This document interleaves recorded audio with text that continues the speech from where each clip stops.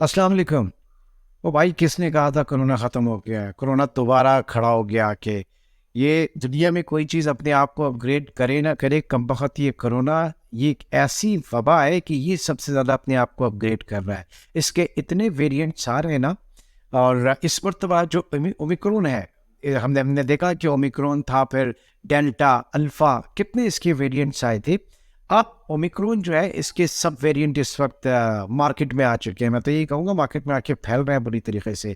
Japan इस वक्त वहाँ पर उरूज में इस वक्त हम देख रहे हैं कि केसेस हैं। चीन से ये आउटब्रेक हुआ, और अनफॉर्चुनेटली ये जिस वक्त हुआ है, ज़ाहिर है कि सर्दियों की शुरुआत है, और इस वक्त पूरी दुनिया में जो है न्यू ईयर सेलिब्रेशंस हैं, और न्यू ईयर सेलिब्रेशंस के ऊपर वो तो हमारे यहाँ तो होता ही है कि बच्चों को तरह छतों पे ले जाके दिखा देते हैं, ठूठा दिखा देते हैं, फायरवर्क्स दिखा देते हैं। बाहर तो इन चीज़ों को मनाया जाता है बिल्कुल, क्योंकि ये लिंक करते हैं इसको लॉन्ग हॉलीडेज से, और उसमें क्रिसमस से लेकर न्यू ईयर सेलिब्रेशंस, ये बड़े 8-10 दिन जो है इनके बड़े मज़े और तफरी के होते हैं। तो उसमें अब अ, दुनिया भर से, चाइना दुनिया का सबसे बड़ा मुल्क आबादी के लिहाज से, और इस वक्त चाइनीज़ जो हैं वो लाखों की तादाद में वापस आ चुके हैं, चाइना में मौजूद हैं, और अपने लॉन्ग वीकेंड्स गुजार रहे हैं। उसके बाद जब ये यहाँ से निकलेंगे तो ये ऐसी की तैसी हो जानी है। ये ओमिक्रॉन का सब वेरिएंट इस वक्त तकरीबन कहा जा रहा है कि सिर्फ चाइना के अंदर 50 सब वेरिएंट ओमिक्रॉन के जो हैं वो डिटेक्ट हो चुके हैं। तो इसका ये जो नया वेरिएंट है XBB, मैं इसलिए आपको ये सारी चीज़ें बता रहा हूँ कि भाई 2 दिन पहले मैंने इसके ऊपर एक बहुत ज़बरदस्त किस्म का प्रोग्राम किया था। उसमें डॉक्टर फरहान ईसा, पाकिस्तान में एक नाम डॉक्टर ईसा लैब, और उनके हवाले से मेडिकल कंसल्टेंसी, मेडिकल फैसिलिटीज़ के हवाले से, और दूसरे डॉक्टर कैसर सज्जाद, जो कि फॉर्मर सेक्रेटरी जनरल रहे हैं पाकिस्तान मेडिकल एसोसिएशन के। ये दो हजरात थे, इन्होंने जो बातें बताई हैं, क्योंकि हम तो सिर्फ अखबारों में पढ़ रहे हैं, अखबारों में अगर पढ़े तो उसमें ये इत्तलात इस वक्त आ रही है कि तकरीबन 508 के करीब अफराद जाबाक हो चुके हैं। एशिया इस वक्त इसका एपिसेंटर बना हुआ है, और यहाँ पर काफ़ी गढ़ है इस वक्त। सऊदीया में भी केसेस आ गए हैं, बांग्लादेश में केसेस आ गए हैं, इंडिया में केसेस आ गए हैं, और अनऑफिशियली और ऑफिशियली पाकिस्तान के अंदर भी इस वक्त केसेस मौजूद हैं। जबकि हमारी हुकूमत जो है ना, वो बड़ी ज़बरदस्त इस वक्त, वो 2 लाइन का एक स्टेटमेंट उन्होंने दे दिया कि जनाब आप कॉशियस अप्रोच ज़रूर रखें, लेकिन डरे नहीं इससे, क्योंकि 90% पाकिस्तानी जो हैं वो वैक्सीनेटेड हैं।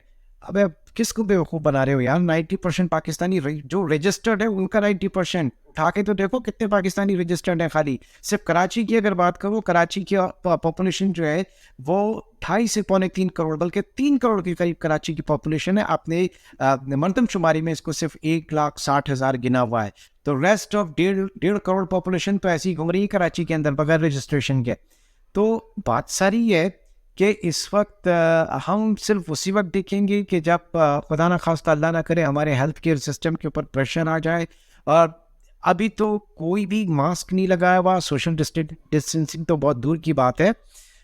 लोग बिल्कुल भी बेखौफ हैं इससे, हालांकि वो देख चुके हैं कि पिछले 2 सालों में क्या असर हुआ है पाकिस्तान में, और पूरी दुनिया में क्या असर हुआ है इससे।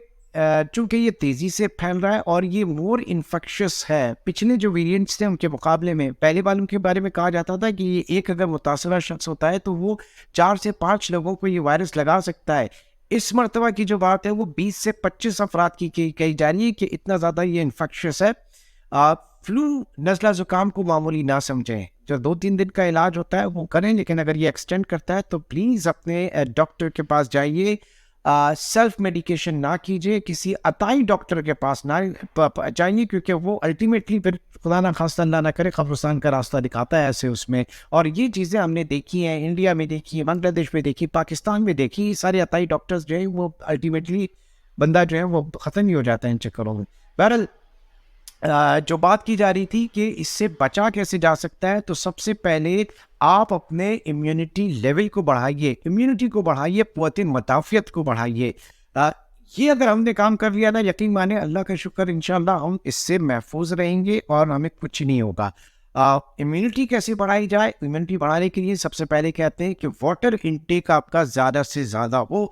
दिन में कम से कम 2 लीटर पानी लाजमी पीना है, 8 गिलास पानी लाजमी पीना है। अपनी डाइट में आप जो लिक्विड चीज़ें इनको ज़्यादा से ज़्यादा रखिए, जूसेस को, सूप वगैरह को।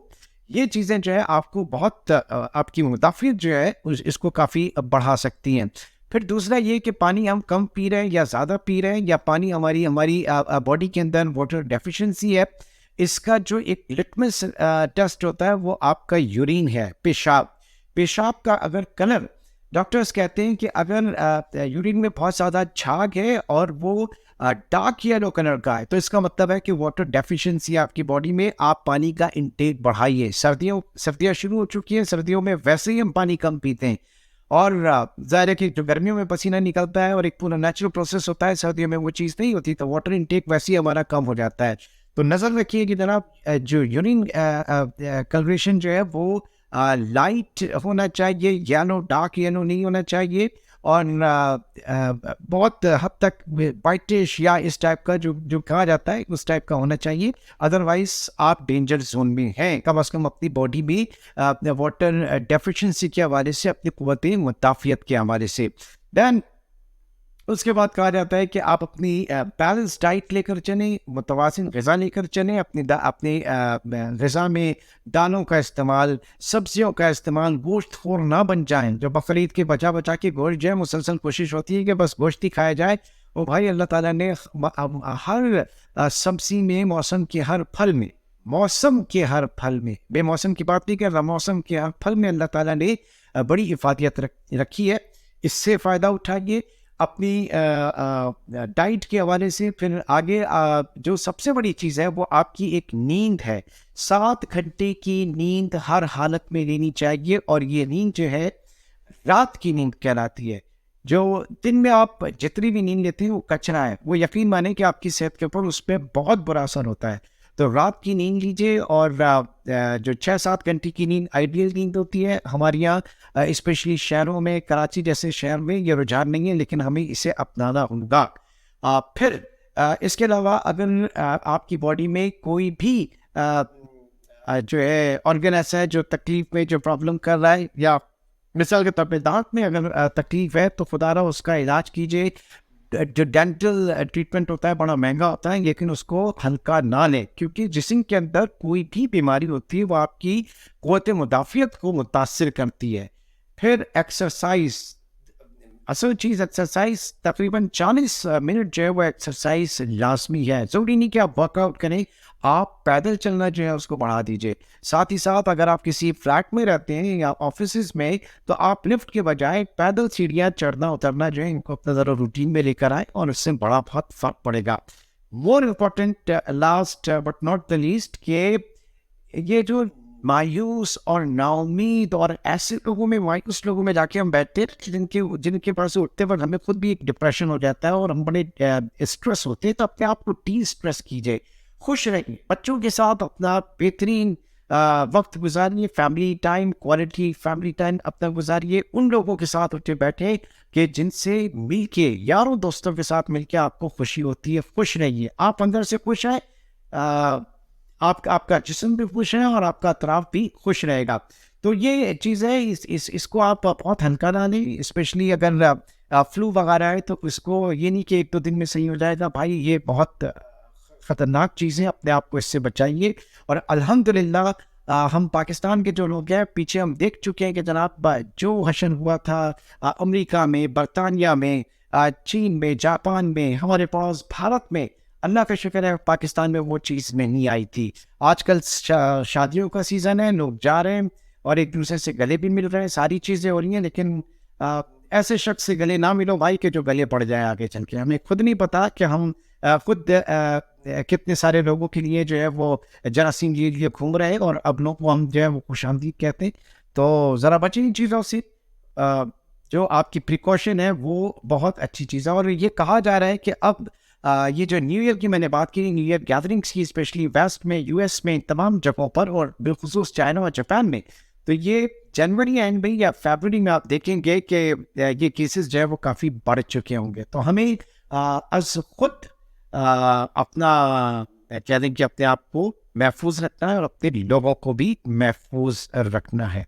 तो stay safe and stay healthy. और ये नहीं कह रहा कि घर में बैठिए, बाहर निकलिए, अच्छी धूप इंजॉय कीजिए, चले फिरें और मज़े करें।